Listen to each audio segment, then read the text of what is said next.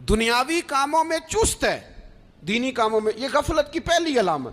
پھر ذاتی معاملات پہ پیسہ خرچ کرنا ہو تو ڈھیر سارا ہے، کسی غریب کی مدد کرنی ہو تو۔ وہ ہمارے ایک دوست ہیں، وہ اکثر کہا کرتے ہیں، وہ کہتے ہیں آج کل کسی سے کہنا فلائی کام میں، دینی کام میں، کسی کی مدد میں کچھ 4 پیسے خرچ کرنے ہیں تو لوگ کہتے ہیں ہاتھ تنگ ہے۔ ہاں کوئی سستا پلاٹ ملتا ہو نا،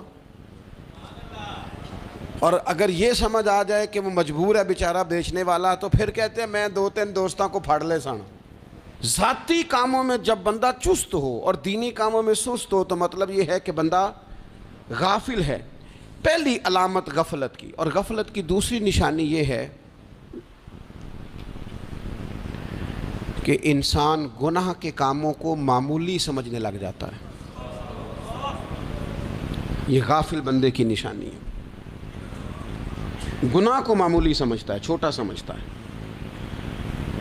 آج کل لوگ کہتے نہیں میں کو اکیلا کر رہا ہوں، ساری دنیا ہی کرتی ہے۔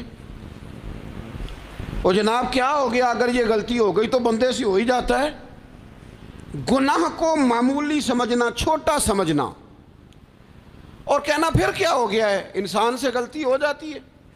آپ دیکھ لیں کہ سینکڑوں بیسیوں گناہوں کا بوجھ ہمارے سروں پہ ہوتا ہے، لیکن کوئی ہمارا دبدبہ ہے، کوئی ہماری گفتگو ہے، کوئی ہمارے جملوں میں خود پسندی ہے، کوئی ریاکاری ہے، کوئی تصنع ہے۔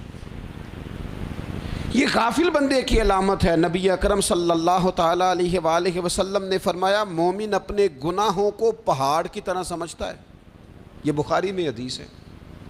مومن پہاڑ کی طرح جانتا ہے اور وہ ڈرتا ہے کہ کہیں وہ پہاڑ اس کے اوپر گر نہ جائے، یعنی کہیں مجھے میرے گناہ کی سزا نہ مل جائے۔ چھوٹے گناہ کو بھی پہاڑ جانتا ہے، یار مجھ سے غلطی ہو گئی، مجھے ٹھیک کر لینی چاہیے، مجھے معافی لے لینی چاہیے، مجھے توبہ کر لینی چاہیے۔ مومن اپنے اوپر گناہ کو پہاڑ کی جانب سمجھتا ہے۔ اور حضور علیہ الصلوۃ والسلام فرماتے ہیں کہ یہ جو فاسق اور فاجر ہوتا ہے نا، اللہ کا نافرمان، یہ گناہ کو مکھی کی طرح سمجھتا ہے۔ یہ سمجھتا ہے میں نے اشارہ کرنا ہے، مکھی نے اڑ جانا ہے۔ مومن کی علامت یہ ہے کہ وہ پہاڑ جانتا ہے، اگر غلطی ہو جائے تو پہاڑ۔ امام اعظم ابو حنیفہ رحمۃ اللہ علیہ گزر رہے تھے تو بارش ہو گئی تھی اور کوفہ میں کیچڑ تھا، تو آپ نے جو جوتے پہنے ہوئے تھے ان جوتوں سے چلتے ہوئے نا آپ کے پاؤں سے کچھ مٹی اڑی، تو سامنے ایک یہودی تھا، اب اس زمانے میں دیواریں کچی ہوتی تھیں، اس کے دیوار پر جا کے وہ مٹی جو تھی وہ لگ گئی۔ اب امام صاحب بڑے پریشان ہوئے کہ میں نے اس کی دیوار کو آلودہ کر دیا۔ یہاں تو لوگ اپنی اینٹیں رکھتے رکھتے کئیوں کی دیواریں توڑ ہی دیتے ہیں، اور پھر وہ اس پر ماننے کو بھی تیار نہیں ہوتے، تسلیم کرنے کو بھی تیار نہیں ہوتے۔ وہ کہتے ہیں پھر کیا ہو گیا، اب ہمارا یہاں گھر ہے تو ہم نے ٹرالی منگوانی نہیں تھی، ہمارا حق بنتا تھا۔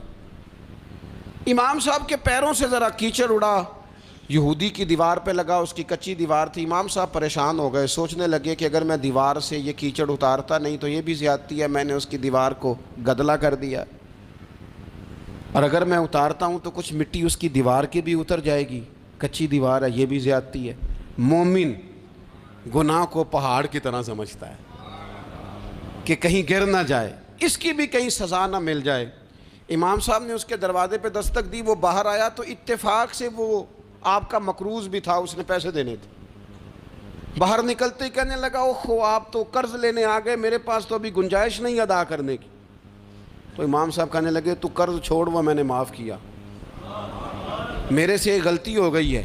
میں آ رہا تھا، لکڑی کے جوتے اس زمانے میں کھڑاؤں لوگوں نے پہنے ہوتے تھے، کہا وہ میرے پیروں سے ذرا کیچڑ اڑا ہے، تیری دیوار پہ لگ گیا ہے۔ اب میں بڑی دیر سے کھڑا سوچ رہا ہوں کہ اگر میں تیری دیوار صاف نہ کروں تو میں نے یہ میلی کر دی، گدلی کر دی، یہ بھی بات درست نہیں ہے، زیادتی، اور اگر میں اسے صاف کرتا ہوں کچی دیوار سے کچھ مٹی اتر جائے گی تو یہ بھی زیادتی ہے، اب تو بتا میں کیا کروں۔